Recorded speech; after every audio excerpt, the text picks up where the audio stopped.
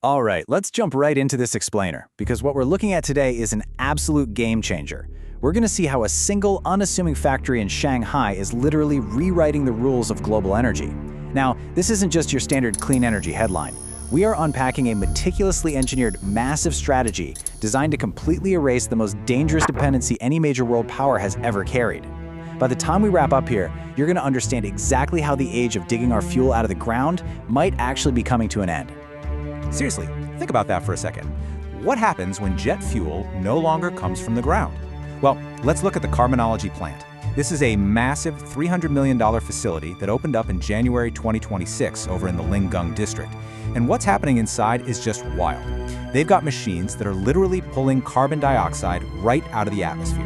At the exact same time, they're using solar power to split water and create hydrogen. They mix the two together, and out comes liquid jet fuel. You know, it's the exact same chemistry, the exact same molecules as the stuff we pump out of the earth. Except in this case, nothing was drilled, absolutely nothing was refined, and there wasn't a single oil tanker involved. And really, this just perfectly highlights the shift from the old way of doing things to the completely new way.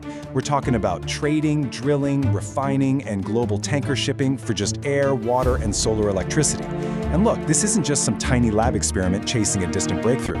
They are actively scaling this from a 1,000-ton pilot plant to a massive commercial facility targeting 100,000 tons by 2027. And here is the kicker. The market for this is already locked in.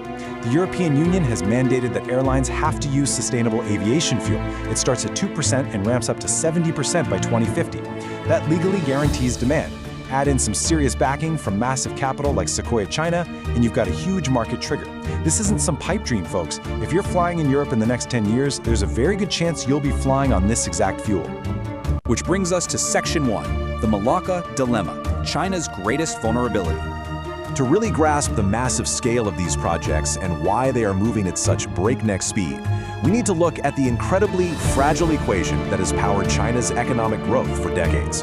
It's an equation built entirely on a vulnerability that has kept Chinese strategists up at night for years. And it all comes down to this number right here, 70%. Over 70% of China's oil currently comes from foreign sources. Now, whether it's coming from the Middle East, Africa, or Russia almost doesn't matter.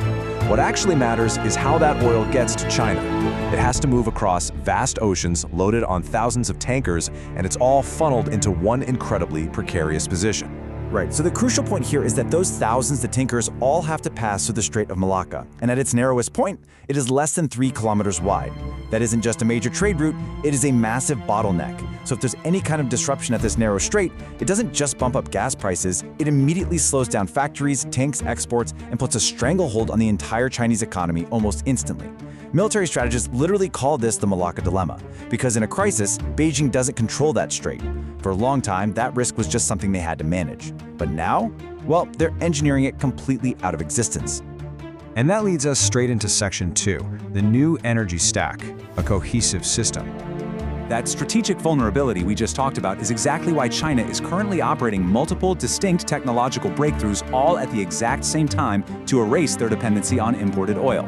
Because think about it, if energy doesn't need to move across oceans, if it can literally be made exactly where it's used, the Malacca Dilemma simply vanishes. When you look at how this is mapped out in these columns, you quickly realize this isn't just one company's isolated pet project. You have a massive, multi-front system coming online right this second. We're talking liquid air storage out in the Gobi Desert, artificial photosynthesis creating vital industrial chemicals in the lab, and solar ammonia in Shanxi providing alternative fuels. It's an entire integrated stack of technologies working perfectly together to build a brand new energy ecosystem. Let's take that Gobi Desert facility, for example. What they do is take excess power from a 250 megawatt solar farm and use it to literally freeze the air down to minus 194 degrees Celsius. It's essentially the world's largest industrial-scale atmospheric refrigerator. The liquid air just sits there, safely stored. Then, when the sun goes down, the whole system just reverses. The air expands 750 times, spins these massive turbines, and provides 10 straight hours of reliable power right back to the grid. That is more than double the duration of your typical lithium battery farms. And honestly, the best part? It requires absolutely zero lithium, zero cobalt, and zero rare earth supply chains. It's just smart, heavy-duty industrial hardware, built and already operating. Now, let's move over to the artificial photosynthesis breakthrough, because this is where things get really fascinating. Researchers are basically doing what nature takes billions of years to perfect, but they're doing it differently and in a fraction of the time. First, they use materials like tungsten oxide and silver to capture sunlight. Next, these specially engineered bacteria step in, converting carbon dioxide into a 4-carbon molecule called succinic acid. Now, I know that sounds a bit technical, but this jump to 4-carbon molecules is absolutely huge. These are the complex building blocks of modern industrial chemicals and materials. They are quite literally synthesizing entire supply chains out of nothing but air, water, and light. All right, let's jump to section 3, the invisible engine, hydrogen. Because as wildly diverse as all these technologies seem, from synthetic jet fuel to solar ammonia, every single one of these disparate systems runs on the exact same invisible input, hydrogen. And this incredible 10-fold jump in hydrogen production you see here completely proves that this is real steel in the ground. They've gone from 23,000 tons to a staggering 250,000 tons in just 5 years. Just in Guangdong province alone, they've got a 1.5 gigawatt offshore wind project directly feeding electrolyzers to create 80,000 tons of green hydrogen every single year. This whole thing is backed by 33 billion yuan in committed investment. And get this, hydrogen is now officially written into their national energy law with the exact same status as traditional oil and gas. And if you're wondering just how seriously the market is taking all of this, you only need to look at the established giants. Recently, China's largest state-owned oil refiner saw their profits drop by about 37%. But you know what? Their response wasn't to dig their heels in and fight the transition, not at all. Instead, they are dropping 789 million yuan to completely convert an existing 600,000-ton gasoline and diesel unit directly into a massive sustainable aviation fuel plant. I mean, think about the scale of that. When a state-owned behemoth with over 1 trillion yuan in revenue, a company fundamentally built from the ground up on oil, starts aggressively retooling its own infrastructure while it is literally still running, that's a massive flashing neon signal.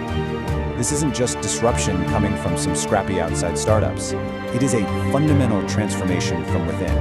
The energy transition isn't just coming soon, it is already well underway. So, let's look at what this all means in Section 4, rewriting the global map. We really have to ask, what happens to the rest of the world here? If hydrogen becomes cheap, widely abundant, and locally produced, that entire multi-trillion-dollar logistics network of tankers, maritime choke points, and expensive naval patrols, it just simply loses its relevance. Right now, millions of barrels move across our oceans every single day purely because energy has to travel. But if you take away that need, you erase that transit risk entirely. We are witnessing a truly monumental shift here. For over a century, global power basically followed geology. Whoever happened to sit on the oil reserves held the leverage, and whoever controlled the shipping lanes enforced it.